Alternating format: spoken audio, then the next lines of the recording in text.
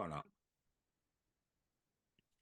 Bonjour, bonjour à tous. Alors, retour aux faits militaires. J'ai demandé à Hervé de travailler un petit peu, ce qu'il a fait, comme d'habitude, pour nous expliquer ce qui est en train de se passer sur le front. Alors, il y a un flux d'informations plus ou moins contradictoires, comme d'habitude. J'ai noté une recrudescence ponctuelle, semble-t-il, de la propagande un peu délirante que nous connaissons dans notre pays. Et puis, tout ça se passe dans un contexte national très agité, avec les conséquences de la dissolution surprise de M. Emmanuel Macron et du soutien qu'il a obtenu de Jean-Luc Mélenchon, qui a donc fait voter pour ses candidats, qui aujourd'hui fait semblant de pleurer parce que la présidente de l'Assemblée nationale a été reconduite. Tout ça est pathétique. Bon, pendant ce temps-là, le monde continue à tourner et le monde est toujours, sur certains théâtres d'opération, le monde est toujours en guerre. Alors, mon cher Hervé, d'abord bonjour, merci d'être là. Et puis, je te passe la parole. On a fait un petit programme que vous allez trouver en description, avec, j'espère, cette fois-ci, le minutage, parce que ce n'est pas toujours possible, parce qu'on est emporté par notre conversation. Et j'ai un peu du mal à retrouver sur la vidéo au moment du montage les moments précis où on change de sujet. On va tâcher de se débrouiller. À toi. Bon, bonjour à tous. On va essayer de prendre un petit peu de hauteur et de recul par rapport au flux d'informations concernant le conflit en Ukraine. Et donc, je vais, comme d'habitude, partager mon écran et on va commencer.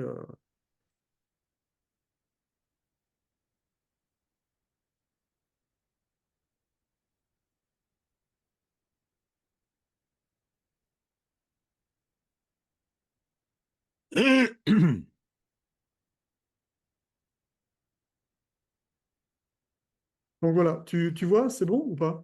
Voilà, c'est parfait, c'est parfait. On retrouve les fameux tableaux de l'ami Hervé. Ouais, donc on va essayer de repartir quand même des données stratégiques du conflit, hein, en toute rationalité. Ensuite, on va essayer d'analyser la situation stratégique globale. Également aborder des points particuliers comme les frappes dans la profondeur, également comme l'a dit Régis, c'est cette sempiternelle conversation à propos des pertes de part et d'autre.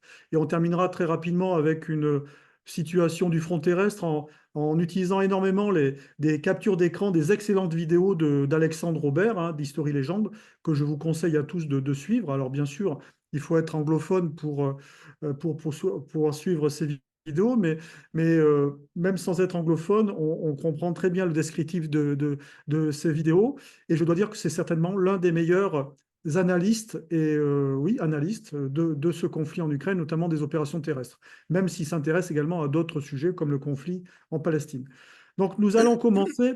Je t'interromps une seconde, Hervé. Il y aura un petit bonus à la fin.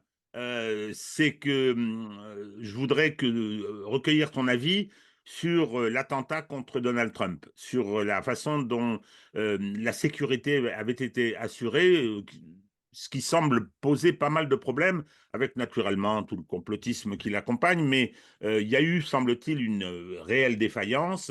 Était-elle volontaire ou involontaire? En tout cas, Donald Trump l'a échappé belle.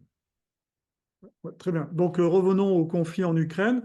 Rappelons-nous que les Russes revendiquent, maintenant c'est officiel, hein, c'est une déclaration du président Poutine d'il y a un mois environ, réclament dans leurs objectifs de guerre la conquête des 4 oblasts qu'ils ont annexés. Donc tenons-nous à cet objectif stratégique des Russes qui maintenant est clair, hein. On sort un petit peu des laïus sur la dénazification et toutes ces choses-là. On est vraiment sur ces objectifs territoriaux. Et il est fort probable que toute la stratégie russe va s'articuler autour de ces objectifs territoriaux. Alors, pour ceux qui nous suivent depuis le début, ne pas oublier cette notion de centre de gravité concernant les deux belligérants directs. C'est-à-dire les centres de gravité, ce sont les centres de puissance ou de pouvoir qu'ils doivent protéger, mais également agresser chez l'adversaire. Et l'on voit très clairement que l'Ukraine est en très grande difficulté, hein, avec une situation qui a empiré notamment dans le domaine de la ressource humaine mobilisable et mobilisée, et également des infrastructures critiques qui permettent à la nation de vivre, hein, notamment toutes les infrastructures énergétiques. Concernant la Russie, la pression demeure constante sur la mer Noire vis-à-vis de la flotte de la mer Noire et bien sûr sur la péninsule de Crimée, qui est le centre de gravité, les centres de gravité que les Ukrainiens peuvent agresser sans mettre en jeu justement leur centre de gravité à eux qui sont affaiblis, c'est-à-dire essentiellement leurs ressources humaines euh, mobilisables et mobilisées.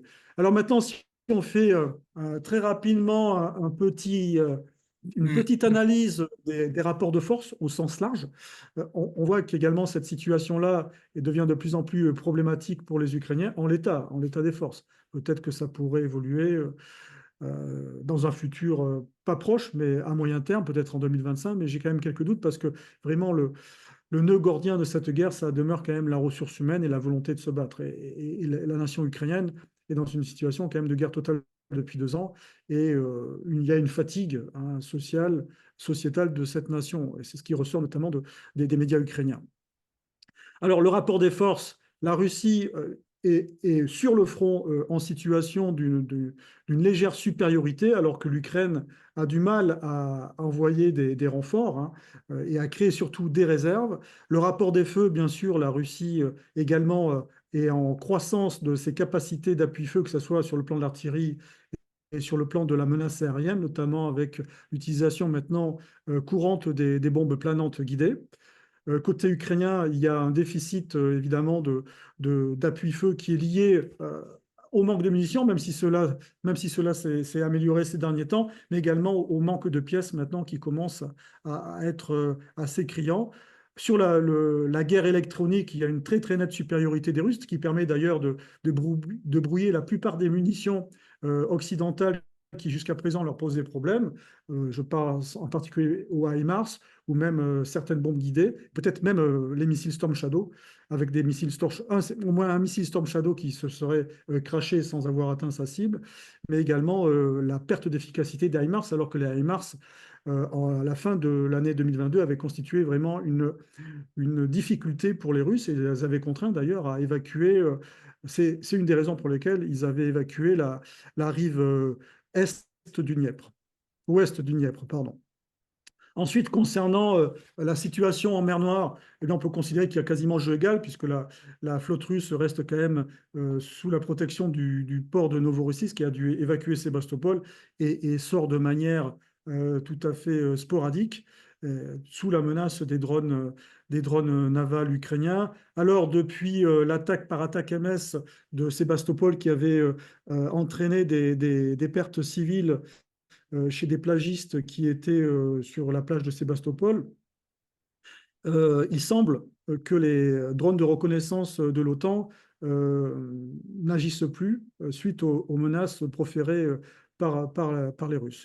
Donc, un recul très probablement des moyens de reconnaissance qui permettaient justement à ces attaques sur la péninsule de Crimée par les vecteurs d'origine occidentale. Et ensuite, le rapport des forces aériennes, bien sûr, il y a à peu près 300 aéronefs russes qui sont dédiés à cette guerre. Donc c'est quand même énorme lorsqu'on fait un comparatif avec les aéronefs à disposition des Ukrainiens, qui doivent être de l'ordre de la dizaine ou de la vingtaine. Alors, bien sûr, il y a l'attente de l'arrivée des F-16. Hein, ça sera peut-être la énième annonce d'une arme miracle. Les F-16 permettront sans doute aux Ukrainiens de rétablir ponctuellement une capacité de défense aérienne ou d'appui aérien. Ce sera à suivre. Alors maintenant, concernant les stratégies à l'œuvre, hein, pour les deux belligérants en 2024, comme dit fin 2023, lorsque j'avais fait ce petit tableau, hein, avec ces petites synthèses, il est clair qu'on est sur des stratégies qui restent les mêmes, hein, avec deux grandes inconnues pour chaque belligérant. C'est l'état des réserves opératives des Russes, qui leur permettrait éventuellement, dans certaines zones, après un effondrement des unités ukrainiennes, peut-être de faire des percées opératives. Ce n'est pas le cas pour l'instant, puisque le front ukrainien tient, hein, quoi qu'on en dise, même si c'est avec difficulté. Et ensuite, vraiment, le nœud gordien et la pierre d'angle de la résistance ukrainienne, c'est les effectifs mobilisables et mobilisés. Et on voit très bien que, au travers de nombreuses vidéos qui traînent sur les réseaux Telegram ukrainiens, qu'il y a un vrai souci, voire un rejet de la population des mobilisateurs, c'est-à-dire des officiers responsables du recrutement des soldats ukrainiens. Alors, Hervé, je t'arrête une seconde. Donc, par rapport aux objectifs, je ne vais pas dire la stratégie, aux objectifs russes, parce que lorsqu'on on voit ta carte initiale, il y a encore des zones importantes à récupérer, puisque de toute façon, d'ores et déjà, bien qu'ils ne les occupent pas, ils ont été intégrés à la Fédération de Russie et la Constitution russe en fait état.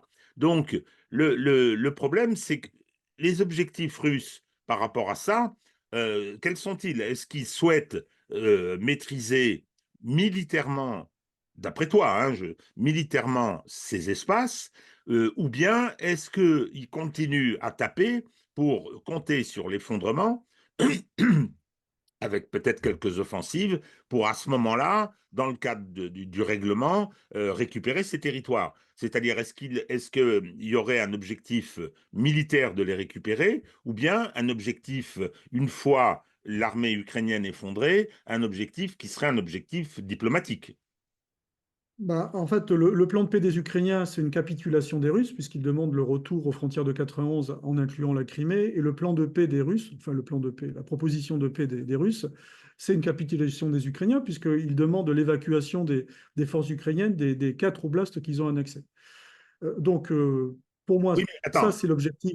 Oui, je t'interromps à nouveau. C'est que ça, ce sont les deux plans qui sont oui, radicalement incompatibles, on est bien d'accord. Mais sur le plan militaire, ce que font les Russes, c'est toujours de l'attrition, semble-t-il, oui. et c'est pas une volonté d'occupation de ou en tout cas une volonté urgente d'occupation de ces territoires. Ah, mais que ces objectifs qui ont été annoncés, qu'ils soient réalisés par la négociation ou par en fait des actions militaires, ça sera difficile quand même pour les Russes de, d'être un petit peu en deçà, hein. Alors, sachant que euh, je pense comme Alexandre Robert que vraiment leur objectif majeur au milieu de ces 4 oblast, c'est le Donbass. C'est le Donbass et qu'à la limite, ils seraient prêts à négocier la rive ouest du Dniepr, dans la région de Kherson, parce qu'il faut se rappeler quand même que lorsqu'ils ont été dans cette partie-là et lorsqu'ils l'ont occupée pendant quelques mois, ça ne s'est pas forcément très très bien passé avec la population, ce qui n'est pas le cas dans le Donbass, hein. Alors, il restera bien sûr sur le plan militaire, s'ils veulent conquérir militairement le Donbass, il y a quand même des grosses agglomérations qui à mon avis, donneront lieu ou donneraient lieu à des combats qui seraient très très Voilà. importants, notamment Kramatorsk. Il y a une vraie difficulté. En l'état, les forces russes, c'est environ 500 000 hommes qui sont sur le front. Est-ce qu'ils ont la capacité militaire, en l'absence d'un effondrement, on va dire, presque général de l'armée ukrainienne, de conquérir Kramatorsk rapidement? Non, non, Voilà. ça paraît assez OK. improbable. OK. Donc, usure, usure, usure, pour Donc l'instant. on est toujours sur cette stratégie d'attrition. Le but, c'est d'user moralement la nation ukrainienne et puis ses soldats, hein. On est dans le même processus que à la fin du premier conflit mondial en 1918, lorsque sur le front ouest, les Alliés usaient en fait les forces allemandes, hein, des forces allemandes qui étaient également usées par le blocus britannique. Alors ce blocus britannique, bien sûr, est-ce qu'il peut être comparable à ce que font les Russes sur les infrastructures vitales? Ben, d'une certaine manière, oui, puisque on voit que malgré on est en période estivale, le choc des frappes russes sur les infrastructures, notamment énergétiques, constitue un vrai problème pour les citoyens ukrainiens, notamment dans la région d'Odessa, puisqu'il y a une forte vague de chaleur en ce moment en Ukraine, et que toutes les denrées qui sont dans les... Il n'y a que 2 heures par jour de mémoire d'électricité, ou 2 fois 2 heures. Toutes les denrées périssables, en fait, deviennent complètement impropres à la consommation. Il y a énormément d'intoxication alimentaire.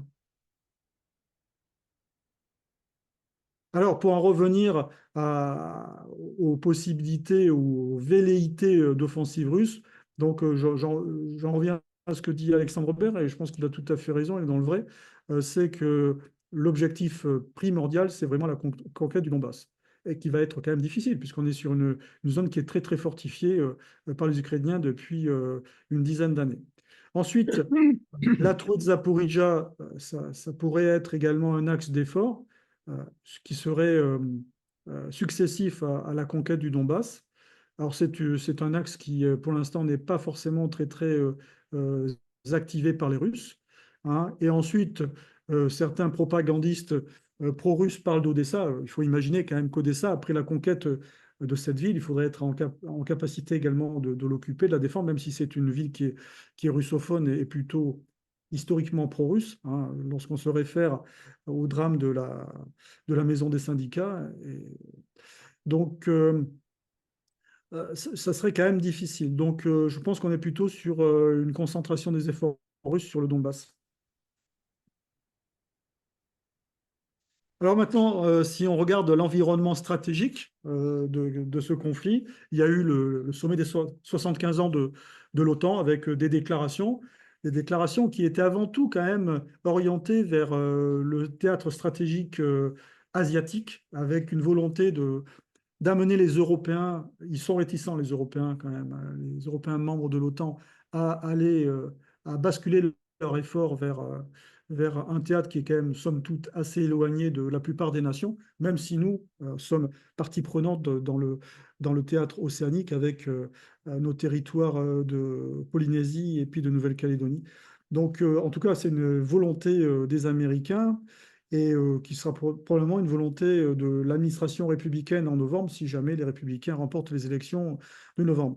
Et ensuite, concernant l'avenir de l'Ukraine au sein de l'OTAN, on voit que de plus en plus, on est sur des mots qui sont affleurés, mouchetés, si on veut, ou alors qui sont nuancés, hein. Donc, on pense plutôt une intégration euro-atlantique, ce qui ne veut rien dire, hein, et y compris peut-être vers une adhésion à l'OTAN. De toute façon, tant que l'Ukraine est en guerre, c'est impossible. Et je pense que si jamais il y a des négociations, une part importante des négociations avec la Russie reposera sur le caractère neutre de l'État ukrainien. Alors maintenant, il ne faut pas noter, il faut pas oublier, pardon, qu'il y a un chef d'État européen qui est en train d'énerver tous ses contemporains, c'est Viktor Orban. Et sa démarche est quand même assez intéressante. Alors pourquoi il est dans cette démarche? Non pas parce qu'il est pro-russe ou pro-poutinien, tout simplement parce qu'il défend les intérêts de son pays. Il est Et pro-hongrois surtout. oui, voilà, exactement. Et que la Hongrie a besoin des relations avec la Russie, ne serait-ce que pour ses approvisionnements en gaz et en pétrole, puisque les gazoducs et les oléoducs fonctionnent toujours et passent d'ailleurs par l'Ukraine entre la Russie et puis la Hongrie, et également pour différents autres accords, notamment en ce qui concerne l'énergie nucléaire. Donc on est typiquement sur un acteur qui a conscience de ses intérêts nationaux. C'est un petit pays de 10 millions d'habitants, et c'est assez intéressant de le voir manœuvrer. De la même manière qu'il est assez intéressant au sein de l'OTAN de voir manœuvrer le Erdogan, hein, qui, je n'ai pas de diapositive à ce propos, mais qui a participé à la dernière réunion de l'Organisation de coopération de Shanghai, ce qui est quand même étonnant, sachant que c'est une organisation de sécurité qui pourrait être le prémisse à une alliance militaire, pourquoi pas, alors qu'il est membre de l'OTAN. Alors, il a dû faire traduire en turc le livre de Nicolas Machiavel, hein, parce qu'il manœuvre, il se débrouille pas mal d'ailleurs, mais il manœuvre de façon assez subtile dans la situation actuelle entre les deux blocs, parce il y a eu un retour à la guerre froide, et il se trouve il est dans les deux camps, il a un pied dans les deux camps, donc il est candidat au BRICS, il est membre de l'OTAN. Non, non, c'est assez impressionnant. Puis il faut quand même rappeler que l'accord de paix initial du printemps 2022, c'était sous son parrainage. Donc, je ne pense pas qu'il ait apprécié tellement que les Occidentaux l'aient fait capoter. De toute façon, le jeu de la Hongrie et de la Turquie sont assez comparables, hein, même s'ils sont des pays de taille totalement différente, sachant que la Turquie, c'est la première armée de l'OTAN après celle des États-Unis en termes de moyens et d'effectifs, et c'est le pays qui verrouille les détroits de la mer Noire. Donc, à suivre. Alors, concernant la position de notre pauvre pays qui est complètement déstabilisé et décrédibilisé depuis les dernières dissolutions et les derniers votes, hein, puis qui n'ont donné aucune majorité. Donc, un pays qui avait basculé vers un appui quasiment inconditionnel à l'Ukraine et qui risque d'être très, très affaibli dans cette posture-là vis-à-vis des autres pays européens et même notamment au sein des rapports de force politiques au sein de l'Union européenne. Alors sur Orban, je voudrais juste faire une remarque assez impressionnante, la façon dont les institutions européennes ont accueilli ces démarches. Voilà un homme d'État qui préside l'Union européenne pour 6 mois, présidence tournante, qui, en parallèle, c'est pas qualité de président des institutions européennes qu'il il a fait ces démarches, mais c'est en tant que chef d'État d'un pays de cette Union européenne. Il est allé en Chine, il est allé à Moscou, il a effectivement été rencontré Donald Trump, c'est-à-dire essayer de voir un petit peu en cas de changement, un changement qui, d'après beaucoup, est probable. Moi, je n'en sais rien du tout. Hein. Donc, il a fait des démarches d'homme d'État pour essayer de faire avancer un processus de paix. Et il s'est fait insulter, mais insulter. Alors là, on a fait sortir les Belges, les Charles Michels, les Verhofstadt, et qui sont venus lui baver dessus, sans oublier naturellement notre chère Ursula von der Leyen. Ça en dit long sur ce qu'est l'Union européenne et doctement, on a discuté sur le fait de savoir si on n'allait pas sanctionner la Hongrie pour ça alors qu'elle est en train de présider. Enfin voilà, bon. Je constate simplement que malgré tout ce qu'on nous a raconté, Ursula von der Leyen a été réélue triomphalement présidente de la Commission européenne et avec bien sûr les votes d'une partie du NFP français.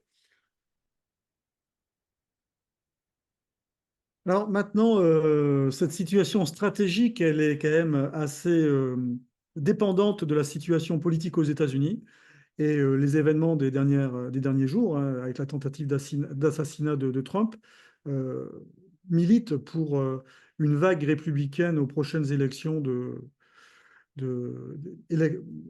nationales et présidentielles aux États-Unis en novembre.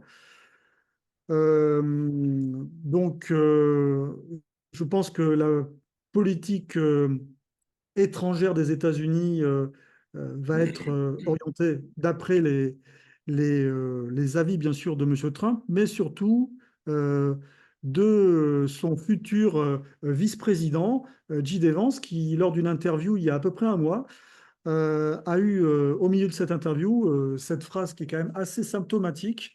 Les États européens ne sont pas des alliés, ils sont des États clients des USA qui font tout ce que nous voulons qu'ils fassent. Alors pourquoi il dit ça? Parce que lui, il n'attend pas des Européens qui soient justement des États clients, ils attendent qu'ils soient challengés. Alors c'est très intéressant qu'ils challengent les États-Unis, c'est très intéressant puisqu'il arrive même à reprocher aux Allemands d'avoir sacrifié leur industrie et d'une manière générale aux pays européens de ne plus être industriels. Alors pourquoi il a ces propos-là? Puisque la politique étrangère qu'il défend, c'est une politique étrangère au bénéfice de la classe moyenne américaine.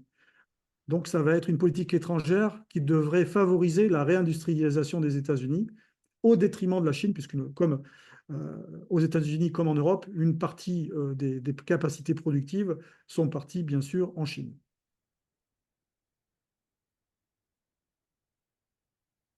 Et bien sûr, dans cette lignée-là, le futur possible secrétaire d'État, c'est-à-dire ministre des Affaires étrangères dans un gouvernement possible et probable républicain à l'issue des élections de novembre prochain, euh, est également favorable à ce que les Européens assument totalement et intégralement ce qui se passe sur leur continent et notamment en Ukraine.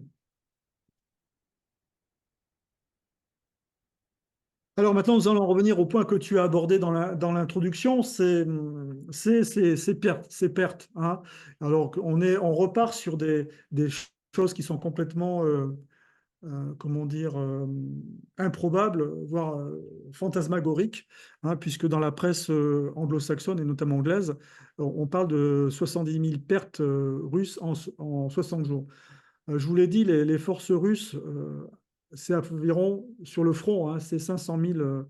500 000 hommes, 500 000 hommes, c'est pas 500 000 hommes qui combattent, hein. Sur ces 100 000 hommes, il doit y avoir 200 000 hommes, à peu près 250 000 hommes qui combattent. Donc vous imaginez un tel niveau de perte, il n'y a plus d'offensive russe, hein. Tout s'arrête, tout s'arrête. Ensuite, il faut bien penser que depuis le début de la guerre, l'armée russe a été au moins détruite matériellement et humainement, l'armée russe qui est présente en Ukraine, 3 ou 4 fois. Et ce que l'on peut constater, c'est que malgré ces pertes astronomiques, hein, sur le plan humain, il n'y a pas de mobilisation, une remobilisation partielle en Russie, et qu'ils font toujours appel à des volontaires, donc des volontaires qui trouvent que, entre guillemets, l'enjeu en vaut la peine. C'est-à-dire que le bénéfice, le ratio bénéfice-risque, bénéfice, c'est-à-dire bénéfice pécunier, et puis également reconnaissance de la part de la nation sur les risques éventuels, la mort ou des blessures graves, méritent ou valent la peine d'être courus.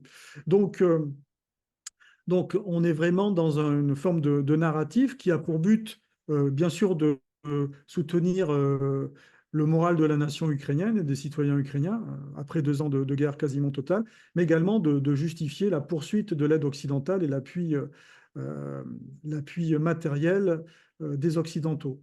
Parce que la pression constante des forces russes, quasiment sur tout le front, et les avancées tactiques de celles-ci, dès qu'ils ont une opportunité, évidemment, rendent de plus en plus hypothétiques les objectifs de guerre du président Zelensky, qui reste, jusqu'à nouvel ordre, la reconquête des frontières de 91 et de la Crimée.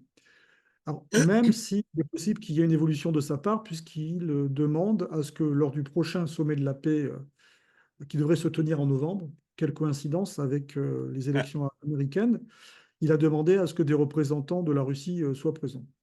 Alors, Donc, je voudrais ajouter une petite chose, Hervé.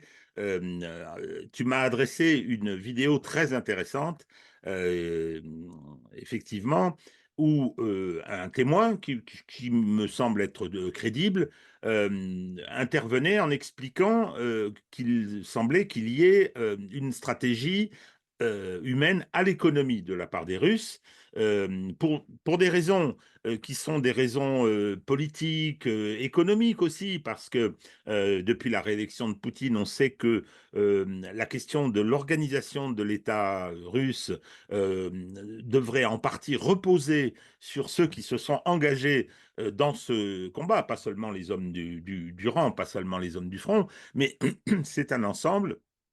Et donc, cet intervenant expliquait que, d'après ses témoignages à lui, il y avait cette volonté. C'était des témoignages de personnes qui sont au combat, qui sont dans les tranchées, qui avaient une volonté d'économie. D'où ce décalage concernant les délires, parce que les Britanniques se sont fait une spécialité, ce sont des délires. On revient sur des chiffres qu'on ressort, et tu as raison de rappeler que l'armée russe a été détruite 3 ou 4 fois, mais c'est clairement un retour sur les objectifs duquel on s'interroge.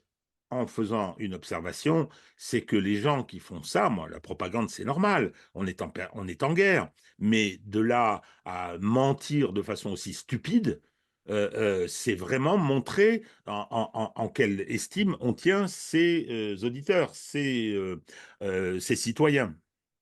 ah oui, et puis en fait, depuis longtemps, il y avait donc le décompte des morts russes depuis le début de la guerre qui était suivi par le média d'opposition russe Mediazona, qui travaille avec la BBC.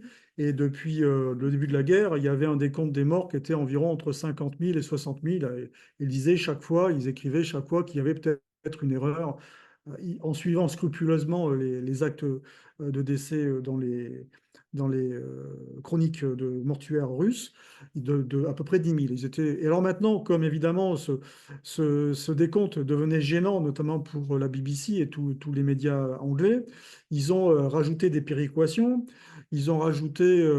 alors, sur le plan du décompte, même s'il était quand même sujet à caution en termes de précision, puisqu'il y a toujours possiblement des morts qui ne pouvaient pas être comptabilisés, on est passé d'un facteur de 50 000 à 2 ou 3 fois. Donc ça devient un petit peu ridicule. Par contre, ce qui est encore intéressant en suivant ce média, donc Mediazona, c'est de suivre les tendances des morts russes, hein, sur le front. Et ça, les tendances, c'est quand même intéressant, puisque contrairement justement à ce qui est donné par le Télégraphe, c'est qu'on voit que depuis la bataille de Bakhmout, les morts russes, en fait, sont en constante décroissance. Et ça, ce n'est que le reflet tout simplement d'une évidence, c'est que lorsque vous avez une armée comme ça qui a une telle supériorité des feux, pourquoi elle irait risquer la vie de ces hommes alors qu'il suffit d'écraser continuellement les positions de l'adversaire et avant de chercher à avancer. Voilà.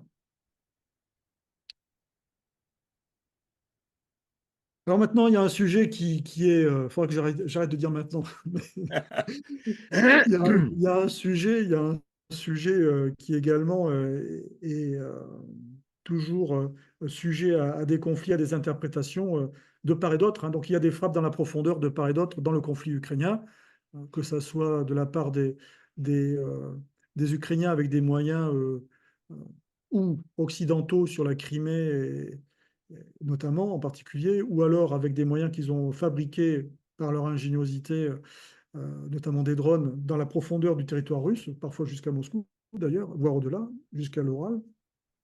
Or, l'Oural, je suis un petit peu sceptique, je pense que ce sont des drones qui sont lancés par des infiltrés des services secrets ukrainiens qui se trouvent sur le territoire russe. En tous les cas, quel que soit le type de frappe, à partir du moment où on utilise une munition qui coûte dans les alentours de 1 million d'euros, 1 million de dollars ou 1 million d'euros, et donc des munitions qui existent en nombre compté, et qu'on est dans le domaine des frappes stratégiques, on ne va pas frapper des objectifs qui sont des objectifs qui n'ont pas de plus-value ou militaire ou stratégique. Ce qui veut dire qu'il y a un principe de rationalité dans les états-majors militaires, de rationalité tout simplement parce que ce sont des moyens comptés et qui doivent avoir un effet maximum sur des objectifs à forte valeur ajoutée. C'est pour cela que malheureusement, dès que l'on voit ces types de munitions tomber sur des zones purement civiles, ou blesser ou tuer des civils, c'est que souvent, c'est soit lié à un défaut de la munition, du guidage ou un dysfonctionnement, soit à un brouillage également, hein, ce qui revient d'ailleurs à un défaut de guidage, soit à l'imbrication de la cible visée avec un environnement civil, purement civil, notamment urbain, hein. Il faut bien imaginer que de part et d'autre, il y a des industries de type militaire qui se trouvent imbriquées dans les zones civiles, voire des objectifs de type militaire qui sont également imbriqués dans les zones civiles, des états-majors par exemple, ou des zones de repos d'unités. Il y a également le fait que les munitions peuvent être déviées par les munitions antiaériennes, par les missiles antiaériens, c'est-à-dire que le missile antiaérien, au lieu de détruire la munition et le missile qui allait frapper, va le détourner, donc il va s'éloigner de la cible qui était visée. Et ensuite, la destruction partielle également des missiles qui sont tirés avec la retombée en fait des débris de ce missile, avec notamment la charge militaire qui peut exploser. Et bien sûr, également, il y a, in fine, la chute du missile d'interception qui ne va pas s'autodétruire et qui va retomber, lui, sur un objectif civil. Donc, il est logique que dans cette dynamique de propagande qui anime chacun des belligérants, chaque fois qu'il y a ce type de tir avec des morts et des blessés civils, il l'utilise à des fins, bien sûr, stratégiques, hein, ou des fins de communication. Alors, Alors, la différence des images... Oui, oui, tu dis une chose importante sur effectivement les dégâts collatéraux de part et d'autre, sur l'utilisation par la propagande des belligérants respectifs, c'est tout à fait normal. Moi, je voudrais faire une petite remarque juste sur la façon dont l'Occident traite ce genre de choses, qui est assez obscène.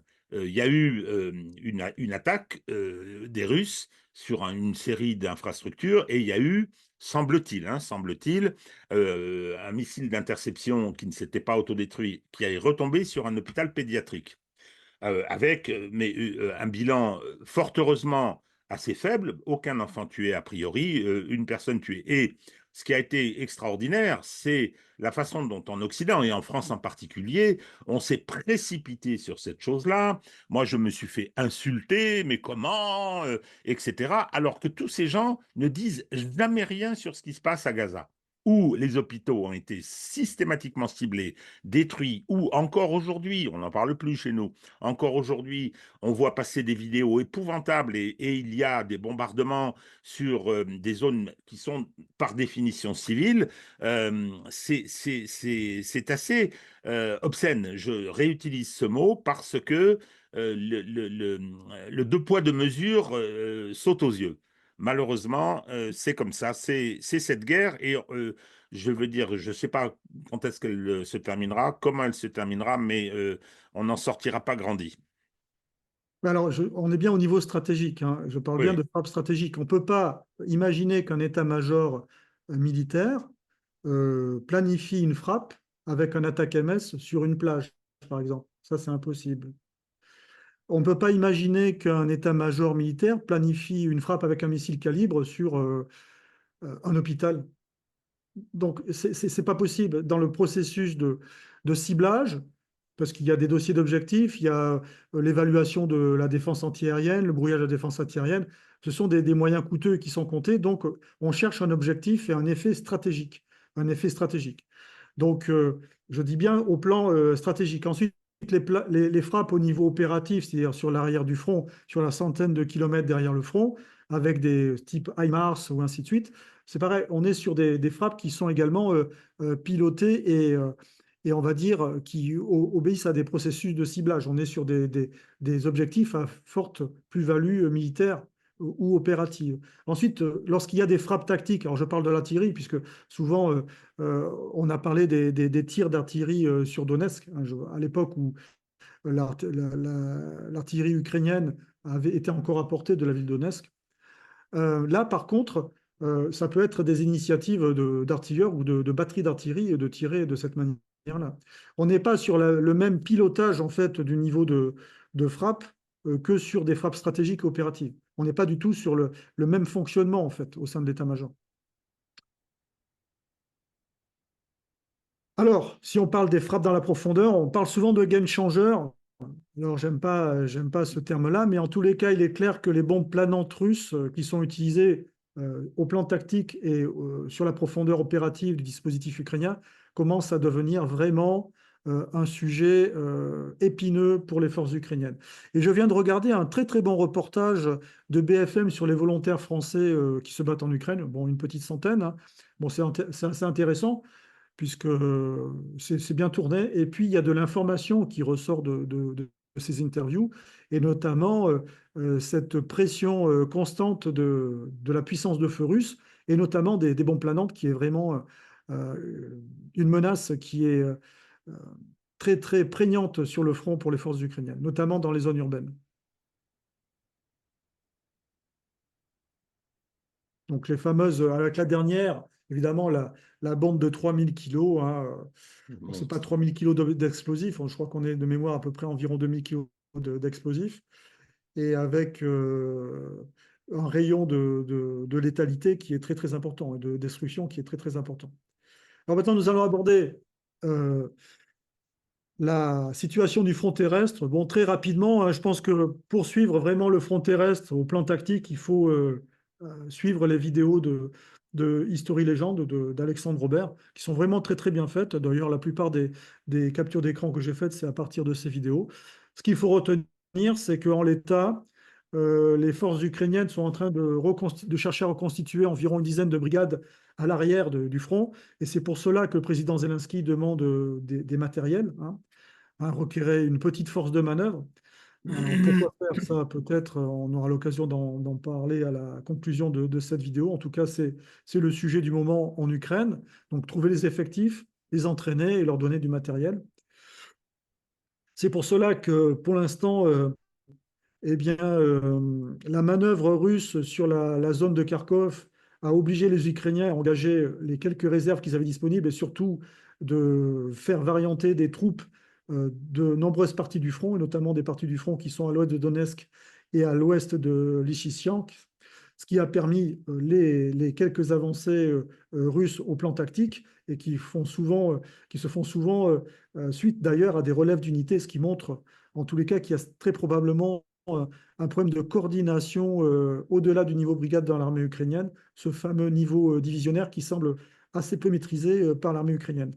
En tous les cas, on est sur ce mouvement général hein, de transfert des réserves du front, des parties du front sud vers le front nord de la part des forces ukrainiennes. Donc globalement, une pression constante des forces russes sur le front avec deux batailles qui sont vraiment à l'ordre du jour ces derniers temps. C'est la bataille pour Touretsk avec ah, pardon, là je suis sur Chassiviar. La bataille sur Chassiviar, pardon, on va commencer par la bataille de Chassiviar, où après avoir tenu longtemps, les forces ukrainiennes, au moyen des bataillons Kraken de la Légion internationale, ont subi un revers avec l'abandon des quartiers qui se trouvaient à l'est du canal, et les forces russes auraient commencé à prendre pied euh, au nord de la ville en ayant dépassé le canal. Sachant qu'au sud, les forces russes se seraient infiltrées, puisqu'il y a une partie qui est couverte du canal dans la partie forestière.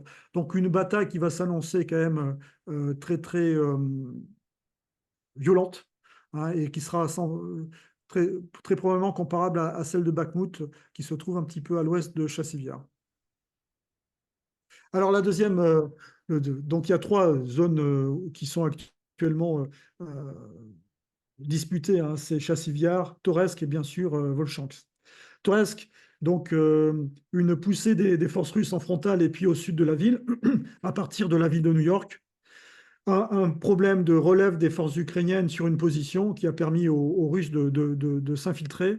Et avec toujours cette volonté des Russes de réduire les saillants, et on voit que ce front-là, pour les Ukrainiens, risque d'être compliqué à tenir, notamment avec le sous-effectif en infanterie qui est problématique pour ces forces-là.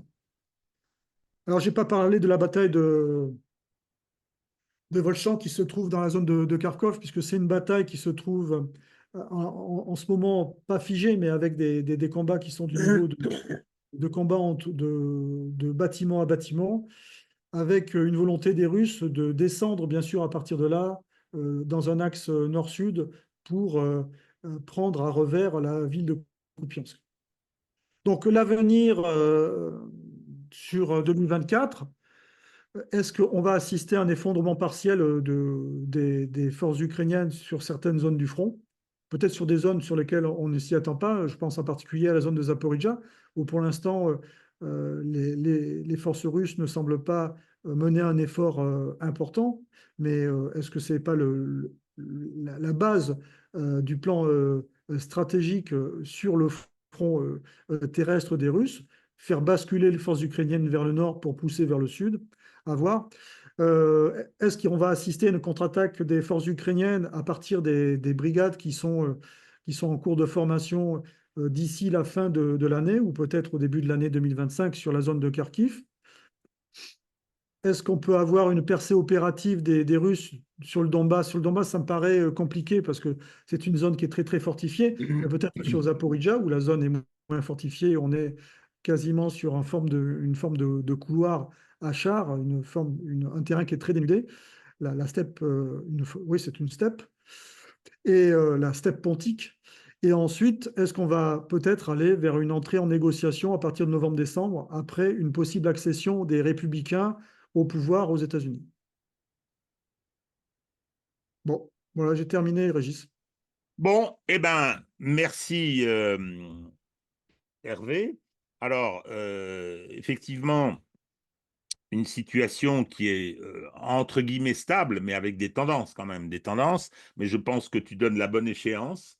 Euh, personne, quand cette opération s'est déclenchée en février 2022, aurait imaginé que 3 ans après, on y sera encore. Simplement, bon, on mesure à l'occasion de ce conflit ce qu'est la guerre du 21e siècle, avec une particularité, c'est que les deux armées, mais je pense que ça vaut surtout pour l'armée russe, ont accumulé une expérience extrêmement importante. Alors, tu fais état de l'échéance de novembre, à laquelle peut-être que nous aurions échappé dans sa configuration actuelle, c'est-à-dire avec, d'une part, le pauvre Joe Biden. J'ai l'impression que les démocrates sont en train de réussir peut-être à le pousser vers la sortie au profit de, au secours, Kamala Harris, qui a fait une démonstration pendant ce mandat, la démonstration de son incapacité totale et de sa profonde nullité. Ce sont les journalistes américains, y compris ceux de la presse démocrate, je pense au New York Times et au Washington Post, qui le disent. Alors, il y a eu effectivement cet attentat. Alors oui, je disais Biden d'un côté, Trump de l'autre. Trump qui, avec la fameuse photo, euh, est aujourd'hui iconique. La photo est iconique, mais Trump aussi. C'est-à-dire que dans un pays où il y a marqué In God We Trust sur les billets de banque, il est considéré comme, avec ce que la Providence lui a octroyé au moment de cet attentat, il est considéré comme bénéficiant de la protection de Dieu.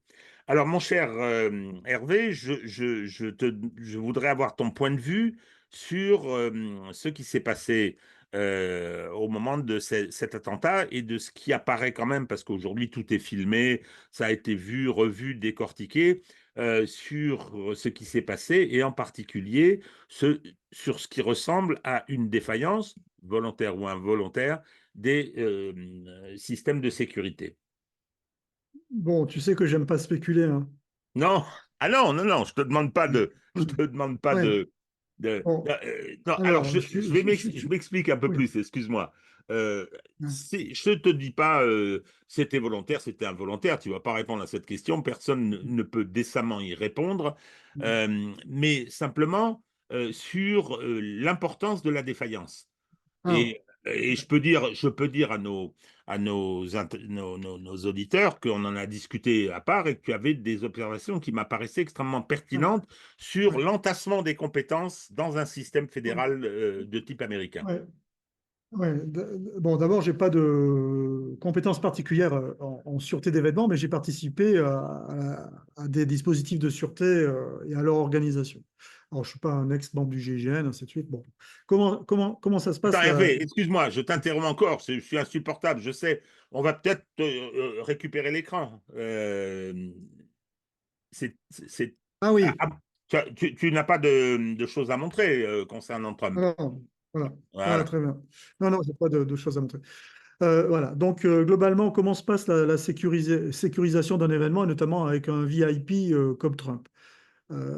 C'est que l'on va chercher à neutraliser toutes les zones à partir desquelles une menace pourrait agir contre le VIP. Donc, il y a bien sûr la protection rapprochée du VIP avec les gardes du corps, avec différents modes opératoires. Et ensuite, bien sûr, il y a la neutralisation en fait de toutes les infrastructures à partir desquelles un malveillant pourrait agir contre le VIP. Alors, quand je parle des infrastructures, c'est notamment les toits des immeubles.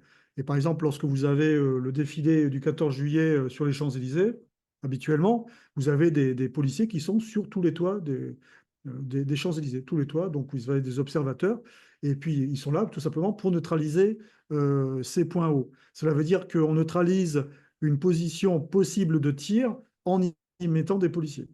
Là, on est sur une zone qui est rurale, avec donc une zone où il y a très peu de bâtiments, et il y avait notamment ces granges qui se trouvaient à une centaine de mètres, à peu près entre 100 et 150 mètres, 100 mètres, 100 mètres pardon, de mémoire, ou 120 mètres de la tribune à partir de laquelle Trump faisait son discours. Donc, il est complètement anormal qu'il n'y ait pas eu de policiers sur le toit de cette grange. C'est une zone qui était très facile à sécuriser sur ce plan-là. Donc, pour neutraliser les positions de tir possibles d'un malveillant. Donc ça pose question. Bien sûr, ça pose question. Je parle bien en amont, hein, je ne vais pas parler du déroulé ensuite de ce qui s'est passé. En amont de la planification, de la sécurisation de l'événement. Alors, pourquoi est-ce que cela a pu être été oublié ou négligé? Il est possible qu'il y ait un problème de coordination, en fait, au sein des forces de sécurité américaines, parce qu'on est sur, en fait, un empilement de compétences. Un peu comme entre les lois fédérales et les lois des États et parfois les règlements qui s'appliquent dans les comtés. Donc on est sur un empilement de compétences qui, chez nous, en France, n'existerait pas puisque nous, on a des préfets. Donc les préfets sont en charge de la coordination aussi bien des forces de sécurité que des secours. Et ils ont un rôle interministériel. C'est un rôle qui n'existe pas aux États-Unis.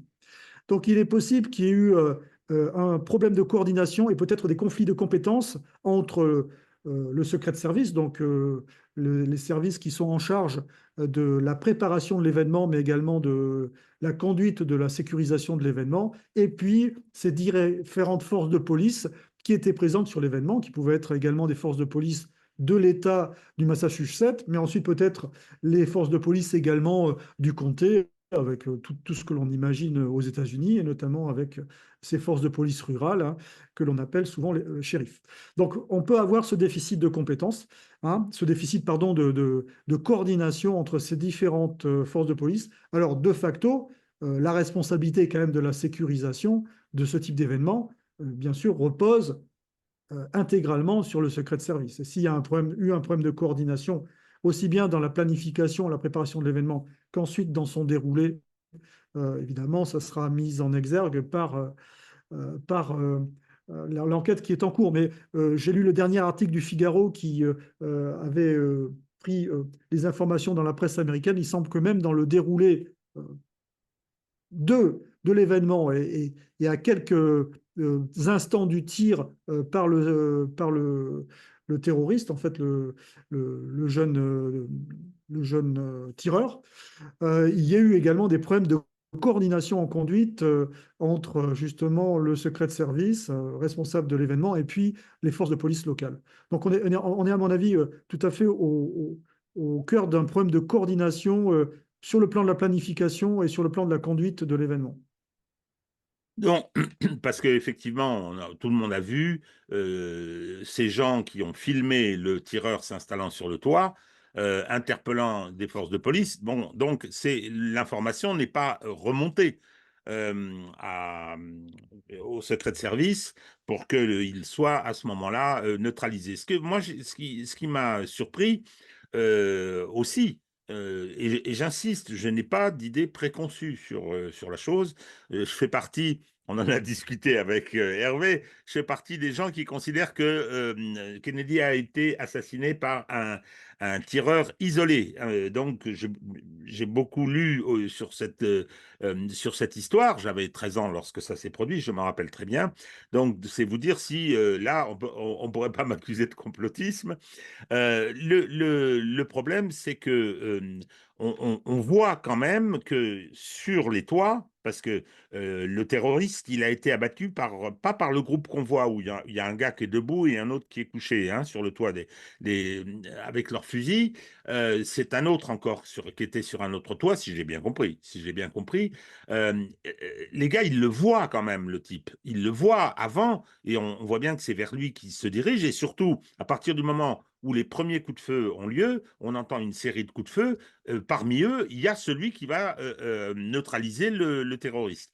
Donc voilà, ça me surprend. Ça me surprend qu'il n'y ait pas eu de réaction à ce moment-là. Alors, en même temps, c'est facile, c'est plus facile de raconter l'histoire quand on connaît la fin. Euh, Dans l'action, bon, il y a des décisions à prendre, on privilégie celle-ci plutôt celle-là. Alors, simplement, moi, ce que je veux ajouter, c'est que l'ambiance aux États-Unis est épouvantable. Épouvantable. La façon dont l'establishment démocrate est terrorisé par l'arrivée éventuelle de Trump au pouvoir, avec toutes les conséquences que ça aura parce qu'il va régler des comptes, et on peut le comprendre. Donc, il y a des appels quotidiens. Il y avait des appels quotidiens à l'arrêter, empêchez-le de nuire, etc. Et donc, de là à ce que il y ait eu la volonté de le laisser abattre, le complot qui consiste à manipuler quelqu'un et tout, pourquoi pas, je sais pas. Mais clairement, il y avait un climat qui prêtait à ce genre de choses. Et quand on y réfléchit, ce qui s'est passé depuis 2020. 2020, il y a eu l'élection de Biden, et je suis désolé, j'ai travaillé sur la question, c'est une de mes compétences professionnelles, sur la question des élections. Cette élection de Biden a été obtenue, on fera peut-être une émission spéciale à ce sujet, a été obtenue après une fraude dans les swing states, qui a permis la victoire de Biden. Ensuite, il y a eu ce qui s'est passé autour du Congrès.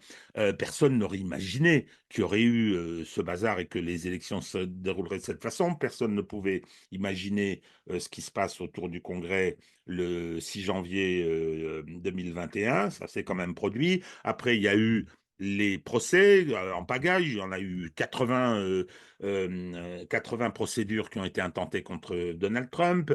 Il y a eu sa condamnation à des peines importantes, au civil, des condamnations également au pénal.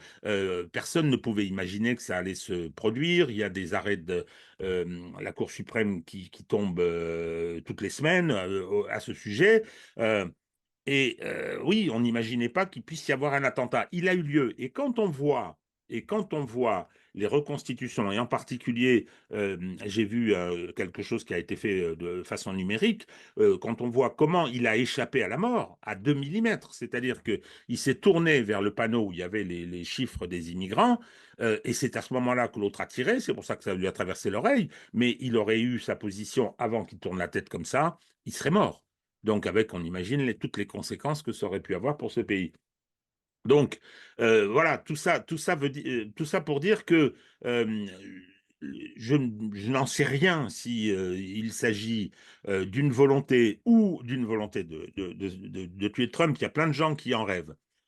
Ou si c'est une négligence volontaire pour faciliter, ou bien si c'est une négligence due à l'incompétence, mais il n'empêche quand même que tout ça est quand même éminemment suspect. Voilà, c'est tout ce que je voulais ajouter, mon cher Hervé.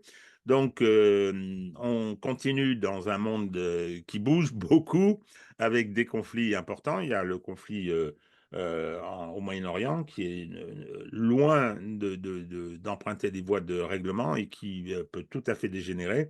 Là aussi, les résultats de l'élection présidentielle américaine seront très importants parce que ce soit Trump ou Vance, le possible vice-président, ils sont tous les deux sur des positions extrêmement pro-israéliennes. Ils sont très fidèles euh, à Israël et à Netanyahou. Voilà. Bon, eh bien, écoutez, merci de votre attention. C'était une mise au point qui était nécessaire pour savoir un petit peu ce qui se passait. Ça n'a pas le rythme des mois et des années précédentes, mais ça continue. Alors bon, il y a bien évidemment le contexte international, les BRICS, l'OCS, etc. Mais ça, c'est un autre sujet. À très bientôt. Encore merci Hervé. Au revoir à tous.